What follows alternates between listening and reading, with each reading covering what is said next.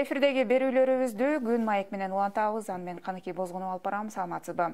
Бүгүнкү берүүбүздө Конституциялык соттун чечимдери тууралуу сөз кылалы деп атабыз. Ал үчүн биздин студиябызга адвокат Акыйкат Кареги улуттук тармагынын мүчөсү Назира Абдумуминова келип атат. Саламатсызбы? Студиябызга кош келдиңиз.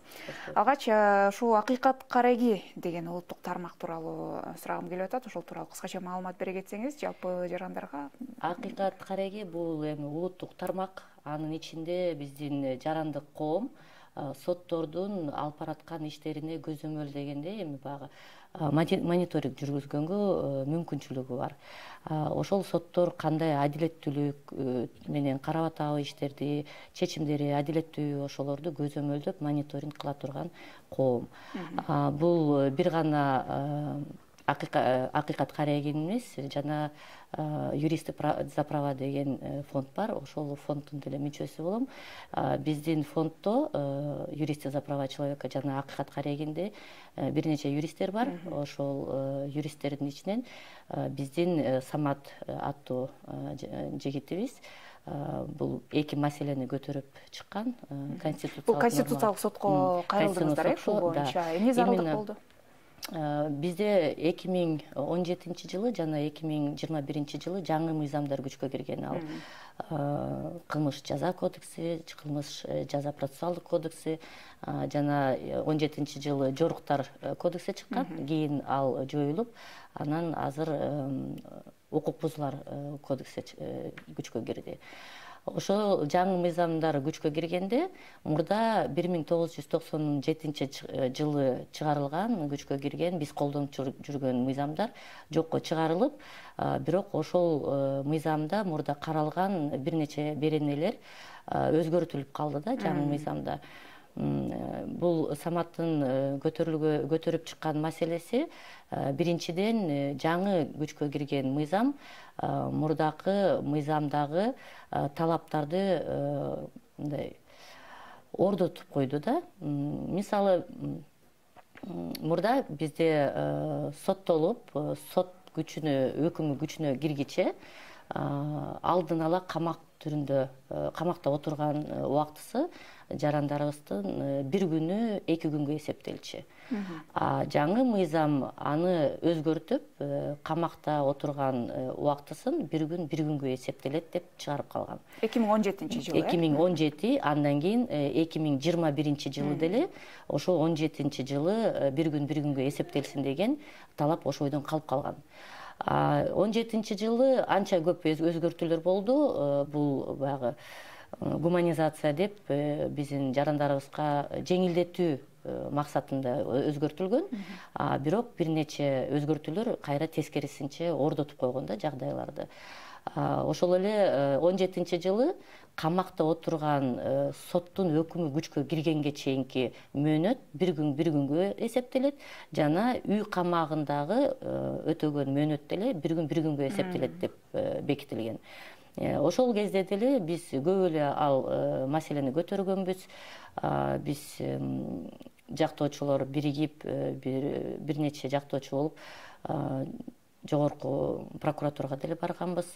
Ал жакта деле ал маселени көтөргөнбүз. Эми силер демилге көтөрүп, өзүңөр ошол группада болдуңар, ошол долбоорлорду иштетип чыктыңар. Туура эмес болуп калды. Үйдө отурган адамга эми оңой эле да. Ал каалашынча басып жүрөт, көчөгө чыгат, иштейт, бала чакасы менен, бир туугандары менен аралашып жүрөт. СИЗОдо отурган ал өтө эле оор да. Ал жактын шарты аябай начар. Экөөнө бирдей болуп ошондо бирдей эсептелген. Эми туура эмес деп биз ошол маселени көтөргөнбүз. Бирок 21 жылы өзгөртүлдү кайра эле мыйзам. Ал маселе ошол маселе бойдон калып калды. Анан ошол биздин Акыйкат Карегинин юристи Конституциялык сотко кайрылып, жаңы кабыл алган мыйзамда бекитилген ошол берене Конституциянын талаптарына каршы келет, ошону карап берсеңер деп кайрылып атат.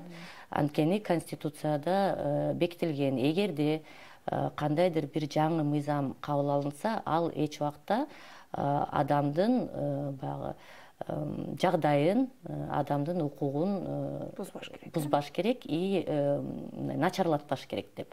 97-жылкы мыйзам боюнча бир күн 2 күнгө саналгандан кийин бул жаңы мыйзам эми начарлаштырып атат да булардын жагдайын. Анткени СИЗОдо кээде адамдар 1 жыл отурат, 2 жыл отурат, көп отургандар болот. Анан кийин сот өкүм чыккандан кийин ошол эле отурган мөөнөтү 1 күндөн саналса, ал жазаны ош толугу менен эле өтөп калат да, эч кандай жеңилдик болбой калат. Мурдакы жеңилдикти жокко чыгарылып калып атат да, ошондуктан ошол маселе менен кайрылды. Эми бул Конституциялык соттун чечими кандай иштейт? Конституциялык соттун чечими, ал чечим чыкты дегенден баштап күчкө кирет. Ал мыйзамдын күчүнө ээ и акыркы чечим болуп эсептелет. Ал жоюлбайт, эч ким жое албайт аны. Эми Конституциялык сот андай чечим кабыл алып, анан министрлик кабинетине жаңы долбоор иштетип чыкканга, ошол мыйзамдаштырууга, мыйзамга өзгөртүү киргизиш үчүн жаңы мыйзам долбоорун иштетип чыкканга буйрук берилди. Эми ал мыйзамдаштырылып, уже мыйзамдардын өзүнө деле киргизилет. Азыркы күндө 2017-жылдан баштап соттолгон жарандарыбыз кайрадан ошол сот аркылуу өкүмдөрдө бир күнгө саналат деген, эсептелет деген жерин кайрадан каратып туруп, 1 күн 2 күнгө эсептелет деп чыгарышса болот. Тергөө абагында отурган учурларын, тергөө абагында соттун өкүмү күчкө киргенге чейин алдын ала камакта отурган мөөнөтүн толугу менен башынан аягына чейин, соттун өкүмү киргенге чейин күчүнө ошол эсептеп кайра 1 күн 2 күнгө эсептесе болот. Бул проблеманын маңызы эмнеде? Негизи ушул баягы жарандардын жашоосуна кандай таасир берет?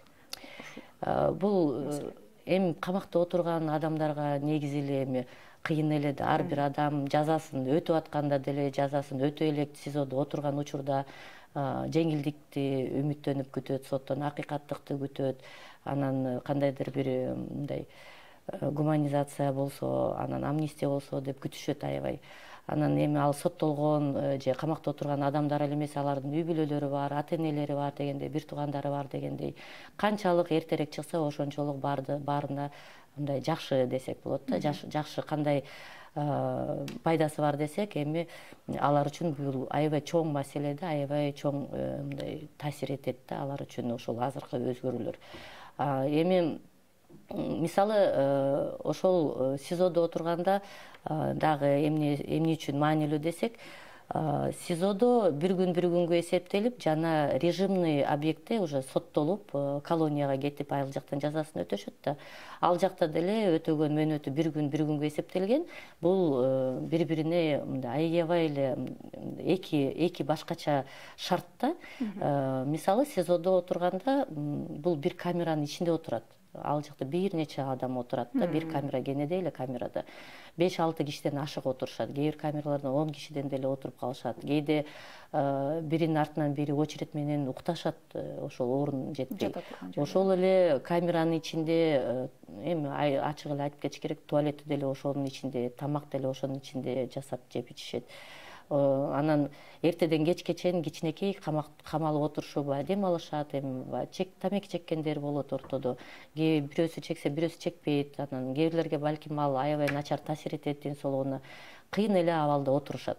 Колонияга барганда ал жерде чоң эле мындай территориясы бар да. Булар өзүнүн жаткан жери болот. Анан сыртка чыгып, коодо басып жүрүп, бири-бири менен сүйлөшүп, аралашып, кенен басып жүрүшөт, таза аба жутуп жүрүшөт. Эми эки жактын отурган шарты эки башка. Ошондуктан СИЗОдо отурган мөөнөт менен колонияда жаза өтүп аткан мөөнөттү эч качан бирдей караганга мүмкүн эмес да. Шарты тескин начар да СИЗОдо отургандардыкы. Бул биринчи маселе боюнча болуп атат, сиздердин. Экинчи кийинки маселе эмне боюнча эле? Экинчи маселе мындай болуп атат. Мурда соттолгондон кийин ар бир жаран алдын ала соттолгондугун сот аркылуу жоюуга мүмкүнчүлүгү бар болчу. 1997-жылдын мыйзамы боюнча. Кийин өзгөртүүлөр киргизилип, 2017-жылы жаңы кылмыш жаза процессуалдык кодекс, жаңы кылмыш кодекси кирди, башка мыйзамдар күчкө кирди. Ал жерде эми алдын ала баягы соттолгондугун жоюуга мүмкүнчүлүк эми 2017 жылга чейинкилерге жарандарга эле мүмкүнчүлүк берилип калганда, 2021 жылы ошол укуктан деле ажырап калды бүт баары.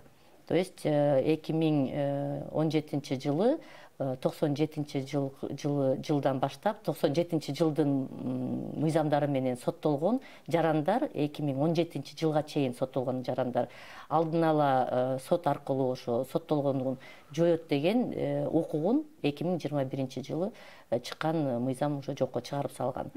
Соттолгон жое албай калды демек. Соттолгонун жое албай калды. Ал жаза өтөгөн эмес. Мен түшүндүрүп кетейин. Мисалы, соттолгон жарандар өзүнүн жазасын өтөп бүткөндөн кийин баары бир нече убакыт өзүнчө бөлүнөт. Ал убакыттарда эле соттолгон болуп эсептелет. Ал мисалы анча оор эмес кылмыш жасагандар 3 жылдан кийин сот аркылуу кайрылышып соттолгондугун жойгонго мүмкүнчүлүгү бар болчу. Андан кийин оор кылмыштардыкы 7 жыл, өтө оор кылмыштардыкы 10 жыл. Анан эми азыркы учурда 21 жылы чыккан мыйзам боюнча алдын ала алар ошол мөөнөттү өтөп бүтө элек кезде жое албай калышканда ал укугунан ажырап калышты. Ал эмне үчүн маанилүү?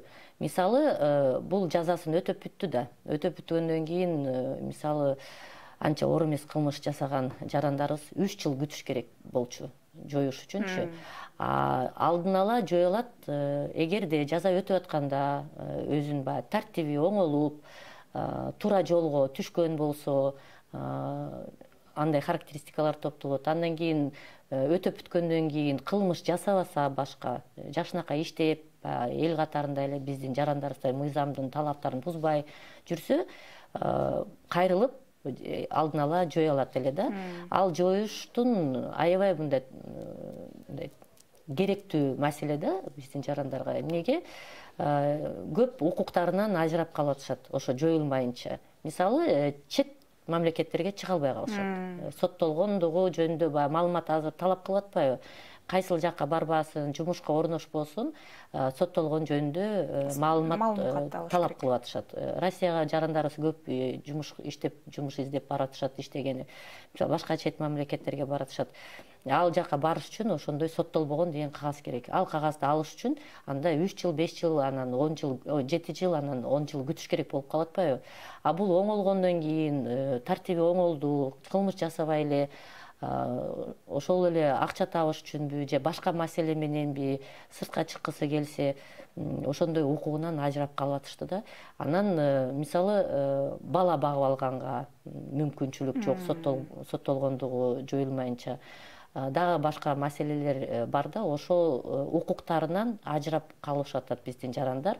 Анткени соттон ушундай өзүнүн укугун калыбына колдонуп, сотко кайрылып, алдын ала жойгонго мүмкүнчүлүгү жок болуп калышкан.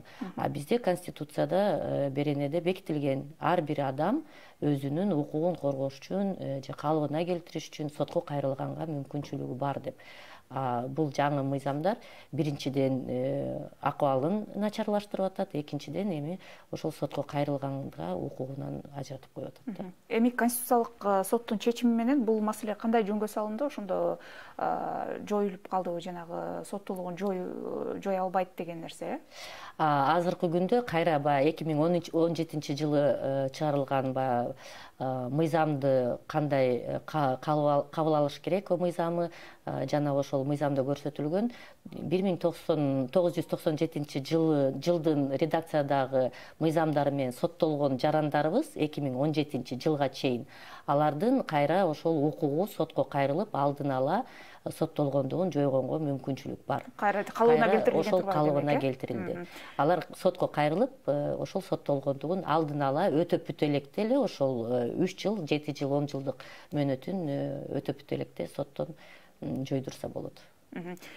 Ушул Конституциялык соттун чечимдери, жогоруда айткан эки чечим, бул атайын процесс болуп анан кийин чечим чыгарылат да, Ооба. Кандай өттү сот? Эми ал сотко биздин ошол акыйкат карегинде юрист Самат кайрылды. Азыр фамилия аты жөнүн айтып кетсем, Мацаков Самат кайрылып атат. Биринчи баягы бир күн 2 күнгө эсептелсин деген өтүнүч менен экинчи өтүнүч болсо баягы алдын ала соттолгондугун жоюу жөнүндө маселе көтөрүлгөн. Аны деле ошо Мацаков Самат жана Баишев Нурбек и адвокат Рамазанова Есения үчөө биргеликте өтүнүч менен кайрылышты. Ал өтүнүч менен кайрылганда сот кабыл алат өтүнүчтү, анан сот отурум белгилешет и сот отурумда жөөөлөрүн угуп, текшерип, ошол дал келеби мыйзам чегинде карашат. Эгерде ал жаңы кабыл алган мыйзамдар чындап эле Конституцияга дал келбесе, карама каршы болсо, анда алар ошол өтүнүчтөрдү канааттандырат. И биздин юристтер, анан жактоочулар кайрылган маселелер чындап келгенде аябай орчул маселелер болчу. Анан мыйзамдын талабына чындап Конституциянын талаптарына дал келбегендигине байланыштуу Конституциялык сот ошол өтүнүчтөрүн канааттандырып, анан жогоруда айтып кеткен чечимдерди чыгарышты. Бизде негизи ушул өлкөдө ошо сот адилеттиги, сотторго болгон бир коомчулуктан нааразычылык, ишенбөөчүлүк көп го. Анан кийин азыр жогоруда айтып аткан сиз айткан эки маселе боюнча бизде жүздөгөн жарандар ушул маселеге мындай беткелдүү болуш керек да, кабылдуу болуш керек. Азыр ушул маселени көпчүлүк жарандар билбеши мүмкүн да. Биз кантип жеткирсек болот ушуну? Ошол маселе биринчиден көтөрүлдү, биздин юристтер көрүп байкаган үчүн. Анан бүгүнкү күнү эми биздин сиз менен азыр биринчи максатыбыз ошол чечимдер чыгарылгандыгы жөнүндө маалымат берип элге, жарандарыбызга ошондой укуктарыңар бар экен, кайрылсаңар болот деп маалымат жеткирүү. Эми биз азыр телевидениеден жеткирип атабыз. Юристтерибиз өздөрүнүн иштешип жүргөн клиенттери менен иштешип, ошол калыбына келтирет. Баягы мыйзам жаңы чыгарылып, ошол укуктарынан ажыратып калган калыбына келтиришет да. Андан кийин баягы бир күн 2 күнгө эсептелет деп азыр Конституциялык сот чыгарды. Бизде соттолгон бир аябай эле, жүздөгөн десек, миңдеген десек деле билбейм, аябай эле көп жарандар соттолуп отурушат. Ошол жарандарыбыздын азыр кайрадан күндөрү эсептелип чыгат да. Мурда 17-жылы болобу, ушул Конституциялык соттун чечими чыгарылган күнгө чейин болобу соттолуп, уже өкүмдөрүнө 1 күн, 2 күн деп жазылса деле, ал жарандарыбыз кайрадан 1 күн, 2 күнгө эсептегенге артка иштейт, демек. Ооба, жаңы мыйзам кабыл алып, эгерде соттолгон адамдын баягы жагдайын ордотсо, артка иштебейт. Ал каралбайт. А эгерде жеңилдетсе, анда артка иштейт. Ошон үчүн бул жаңы мыйзам алардын жагдайын жеңилдетет азыр.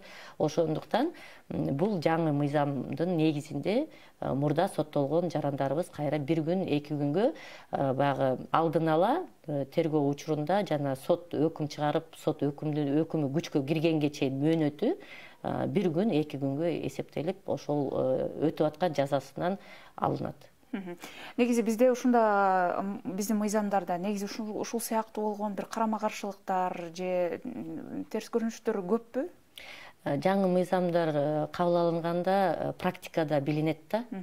Иштетип баштаганда ошондо кайсыл мыйзам толугу менен каралбай, иштетилбей калган түшүнбөстүктөр болуп калат. Кээ бирлери болсо, ошо мына азыр юристтерибиз байкап кайрылгандай тескин начарлаштырып калган акыбалдар болот, абалдарын. Андай учурда эми бир гана Конституциялык сот карай алат андай маселени. Мыйзамдуу же мыйзамсыз экенин бир гана Конституциялык сот карайт. Ошондуктан мен кайрылып кетет элем, бизде мына бир нече юристтер бар, аябай көп жактоочулар бар. Практикада мындай иштеп атып, биз эгерде ошондой маселелерди байкап калсак, карама каршы келген мыйзамдын баягы беренелерин конституцияга карама каршы келген. Анда биз кайрылганга укугубуз бар. Эми жарандарыбыз балким өздөрү байкап калса, ошол карама каршылык болсо, конституциянын талаптарына ылайык келбесе, адамдын укугун тескин начарлаштырган кандайдыр бир мыйзамдар, беренелер болсо, ошол маселе менен конституциялык сотко кайрылып, өзүнүн жүйөлөрүн келтирип каратса болот ошол маселе. Жеке жарандар. Ооба. Анан конституциялык сот ошол өтүнүчтөрдү карап, эгерде макул деп тапса, андан чечим чыгарат. Бирок айтып кетүүчү нерсе, бир маселени бир эле гана жолу сот карайт. Мисалы, бир карап туруп, эгерде канааттандыруусуз калтырса, анда ал маселе менен башка эч ким кайрыла албайт эч качан. И конституциялык соттун чечимдери эч качан эч ким менен жоюлбайт да. Бир чечим чыгарылат, ошол бойдон калат, жоюлбай. Ошондуктан эми кайрылган адамдар баардык жерин тескин карап, текшерип, туура жүйөлөрдү келтирип, аябай кылдаттык менен түзүп туруп өтүнүчтү кайрылыш керек да. Анткени кийин эч ким кайрыла албай калат. Бир эле жол. Бул ошо карама каршы келип калган мыйзамдар конституциялык соттун чечимине карата ошого шайкеш келтирилип, кайра оңдолот экен да, э? Ооба, конституционный сот карап туруп, эгерде ошол конституциянын талаптарын бузуп аткан болсо, карама каршы болсо, ал мыйзамсыз деп табат. Андан кийин ошол чечимде өзү мыйзам кайсыл берене, кайсыл талаптар мыйзамдуу экенин көрсөтөт дагы, и министрлердин кабинетине буйрук берет. Ошону мыйзамдаштыруу жолу менен мыйзамдаштырганы. Бирок чечим чыгарылгандан баштап ал мыйзамдын күчүнө ээ болот. Аны колдоно беребиз. Мыйзамдар өзгөртүлөбү, качан өзгөртүлөт, аны күтпөйбүз. Ошол чечимдин негизинде биз уже ишти алып бара беребиз. Демек, биз жарандарга дагы айтып кетишибиз керек, бул конституциялык сот мыйзамдарга карата чечимдерди чыгарат, э? Жеке жарандардын мисалы маселелери ал жерде каралбайт да, туурабы, э? Бизге бөлүнгөн убакыт соңуна келип бара жатат. Сизден ушул жарандарга болобу, ошол эле юристтерге болобу, адвокаттарга болобу, ошол сот баягы тиешеси болуп калган, ошол маселелер менен бет келип калган жарандар үчүн адвокат катары кайрылууңуз. Мен эми кайрылып кеттим, алдын ала ошол биздин жарандарга, юристтерибизге, жактоочуларга баягы конституциялык сотко кайрылуу биздин мүмкүнчүлүгүбүз, укугубуз бардыгы жөнүндө. Анан эми жарандарыбызга кайрылып кетер элем. Ошол бизде Акыйкат Кареги деген баягы улуттук тармак бар. Анан юристы за права человека деген коом бар. Эгерде кандайдыр бир мыйзам бузууларды байкасаңар, кандайдыр бир укук бузуулар соттор туура эмес болсо, ошону мониторить этебиз да, көзөмөлдөп. Азыр биздин ошо юристы за права биздин коомубуздун тармагы алып барган ишибиз ошол соттун адилеттүүлүгүн текшерүү, көзөмөлдөө да. Ошол жарандар бизге маалымат берип турса, бизге деле оңой жеңил болот эле. Биргеликте иштеп, биргеликте ошол иш-чараларды алып барсак, мен ойлойт элем, чоң салым кошулат биздин соттордун жана тергөөнүн адилеттүү чечимдер чыгарылып, адилеттүүлүккө жеткенге шарт түзүлмөк. Рахмат, Назира айым, сизге убакыт бөлүп, бүгүн ушул сиз айтып берген маселелер биздин жарандар үчүн дагы өтө маанилүү, аны пайдалуу болду деген ишендебиз. Сиздин ишиңизге ийгилик каалайбыз. Рахмат сизге. Кымбаттуу телекөрүүчүлөр, ушун менен Күн маек программасын жыйынтыктайлы. Бүгүн биз Кыргызстандын конституциялык сотунун чечимдери тууралуу сөз кылдык. Студияда жактоочу Акыйкат Кареги улуттук тармагынын мүчөсү Назира Абдумуменова болду. Мен сиздер менен коштошпойм, алдыда жаңылыктарда жолугабыз.